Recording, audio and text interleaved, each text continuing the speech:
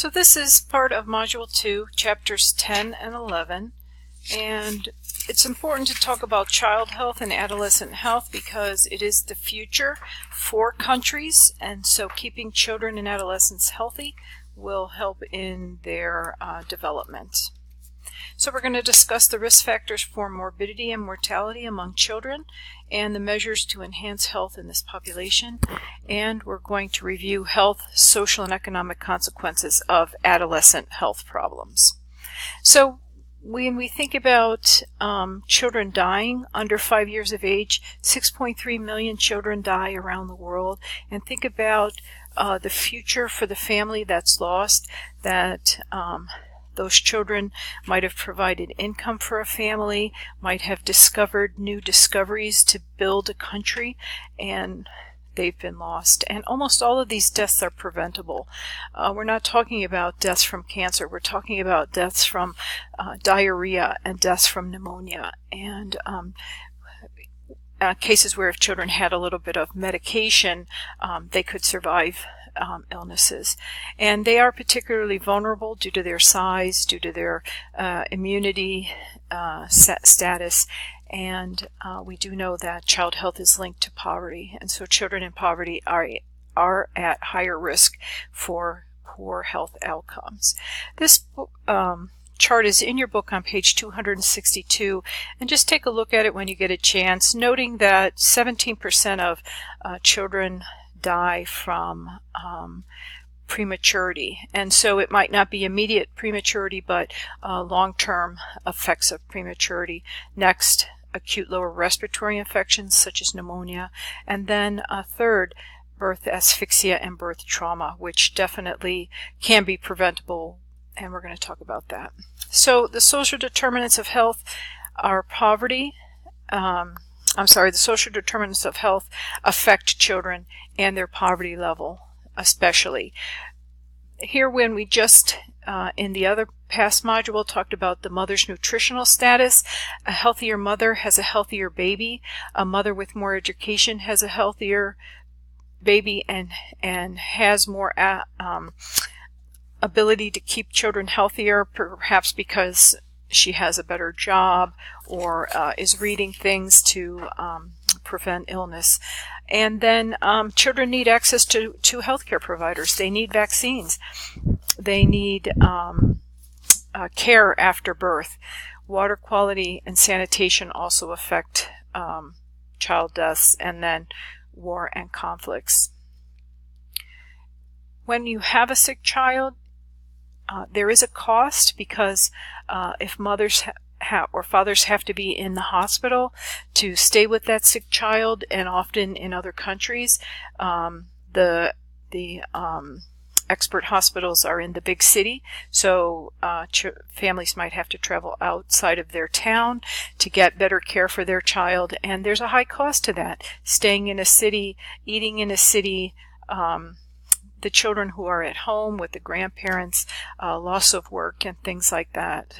And then again, there's the potential for long-term disability when children are affected with anemia and things like that, growth retardation and mental development delayed because of poor school attendance because they're sick. Critical child interventions for better health include a well-nourished mother, prenatal care, prevention of HIV transmission, attendance by a skilled birth attendant, and then appropriate newborn care. And the neonatal resuscitation program is a program that trains the trainer to go to countries to train the birth attendants, the midwives, the empiric midwives who learn from other midwives how to do it, and then talks about keeping babies warm and resuscitating them so that they start strong. Community-based approaches include women's groups that raise awareness for women's issues and pregnancy issues, and then promoting hygiene, umbilical cord care so that tetanus doesn't set in from using dirty strings to tie cords, keeping the newborn warm, in those countries that have cold conditions such as Afghanistan and mountainous regions, and then exclusive breastfeeding. And we know that all of these simple measures can decrease infant mortality. Okay, so those are some of the issues about children, and now these are the issues of adolescent. And just so we're all on the same page, this is chapter 11. An adolescent is defined as a person between the ages of 10 and 19. So those are the definition of adolescence. We know from why we have gym class in high school, health behaviors are often set during adolescence, and so we want healthy eating and health promotion activities during the ages of 10 and 19. And public health nurses can really have a big impact on this. School nurses can really have a big impact on this. That's why school nurses do some of those screenings as well as health promotion talks. Road injuries, HIV, self-harm, interpersonal violence, and again, maternal conditions can all lead to death in adolescence. And the leading causes of DALYs, which is that disability indicator, are depressive disorders, road injuries, anemia, surprisingly, and anxiety disorders. And remember, these are global issues, not just the United States. But we can see that the United States has some of these issues as well. Mental health is an issue for adolescents that creates health burdens for them and for their families. Depression can lead to self-harm. Anxiety and depression can cause issues that pull them out of school, that don't allow them to work. And then risk factors that they may be involved in that can affect them include violent behavior, risky sexual behavior, substance abuse, gang violence, and things like that.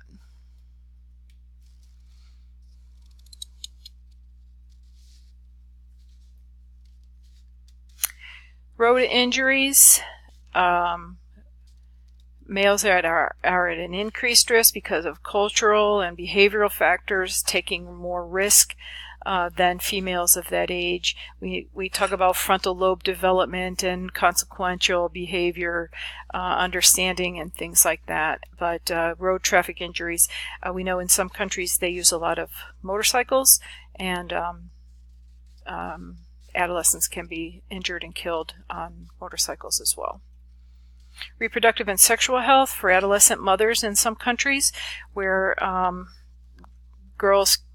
adolescents get pregnant. Prenatal care and postnatal care become very important for keeping the young woman healthy so that she can take care of her baby and raise a healthy child. Contraceptive information is important in those countries that are accepting of it, and talking about reproductive health. HIV testing, HIV screening and counseling, contraceptive services again, and then the medications PrEP, which is the pre-exposure prophylaxis to give medications to those who are at high risk for contracting HIV. They would take it so that the virus will not replicate in them if they were to be exposed, and then the ART, which is the antiretroviral therapy, making sure that if teens have HIV that they are careful with their medication routine. We need mental health services for children. We need suicide prevention across the globe. We need management for their emotional and behavioral disorders so that they can become productive members in their families and in their society. And then our last slide is nutrition. We want to make sure that children and adolescents get iron and folic acid supplementation, that their BMI is assessed so that they're not underweight or obese for their health, for their ages, and then giving health education to the adolescents, to their parents, and to their caregivers, so that, again, the community and this age group will be healthy. Thank you for listening.